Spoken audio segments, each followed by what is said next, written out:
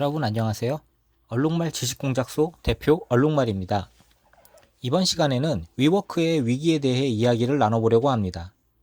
위워크는 우버, 에어비앤비와 같이 공유 경제를 대표하는 기업입니다.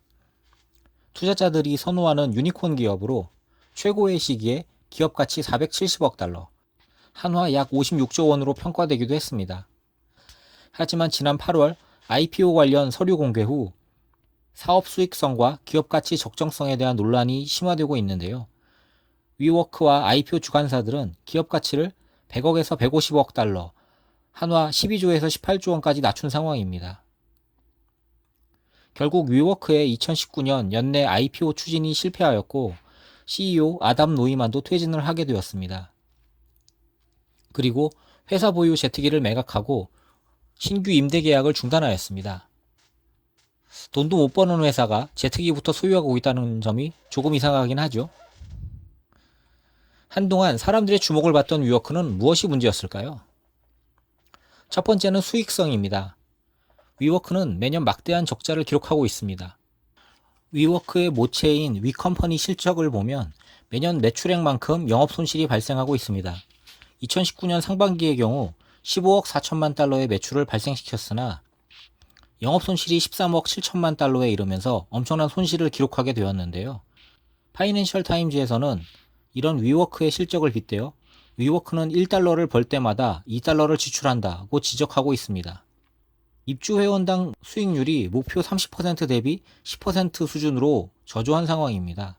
그리고 오피스 오픈 시 초기 비용 상쇄 및 흑자 전환까지 6년 소요되는 것으로 나타났습니다.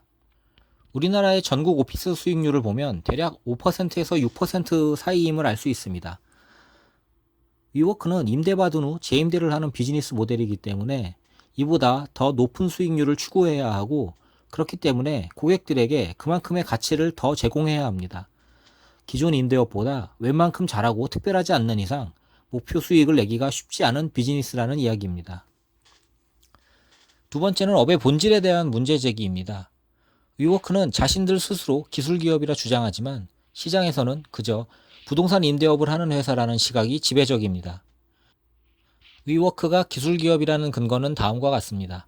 공간 솔루션을 제공하고 도심 운영체제를 만들어내고 협업의 기회를 상품화한다는 점에서 기술기업으로 포장하고 있는데요. 위워크는 일하는 공간에 대한 최적의 솔루션을 제공하고 일하는 장소를 넘어 도시 내 개인의 삶을 해결할 수 있는 방법을 제공하겠다는 포부를 밝히고 있습니다. 하지만 이에 대한 반론도 만만치 않은데요. 오라클의 CEO 레리 앨리슨의 경우 위워크의 기술기업 주장에 대해 내가 빌려준 건물을 다시 빌려주는 회사인데 기술도 없으면서 스스로를 기술회사라고 하는 게 이상하다며 거의 쓸모가 없다고 혹평하였습니다. 세 번째는 낮은 진입 장벽 및 경쟁 심화입니다. 공유 오피스는 도심 오피스 빌딩의 대형 사무 공간을 장기로 임대하고 그 공간을 다시 개인, 기업에 단기로 빌려주는 사업 모델입니다. 건물을 소유하고 있거나 어느 정도 자금력이 있어 공간을 임대할 수 있다면 누구나 할 수 있는 비즈니스입니다. 그만큼 차별화 요소가 많지 않고 진입 장벽이 낮다는 것이 가장 큰 약점인데요.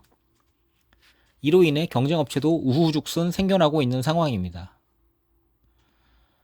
지금까지 보신 것처럼 위워크는 비즈니스 모델 자체에 취약점을 가지고 있고 업의 본질을 놓고 봐도 기술기업과는 거리가 먼 것으로 드러납니다.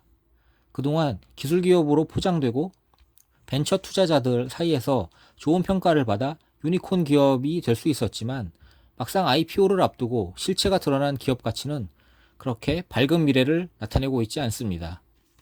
지금까지 유니콘 대접을 받던 위워크가 앞으로는 어떠한 평가를 받게 될지 지켜봐야 하는데요. 일부 언론에서는 위워크가 유니콘이 아닌 조랑말이라며 조롱 섞인 표현을 하기도 합니다. 여러분께서는 위워크의 미래를 어떻게 보고 계신가요? 컨텐츠가 마음에 드셨다면 구독과 좋아요 부탁드립니다. 지금까지 얼룩말 지식공작소였습니다. 감사합니다.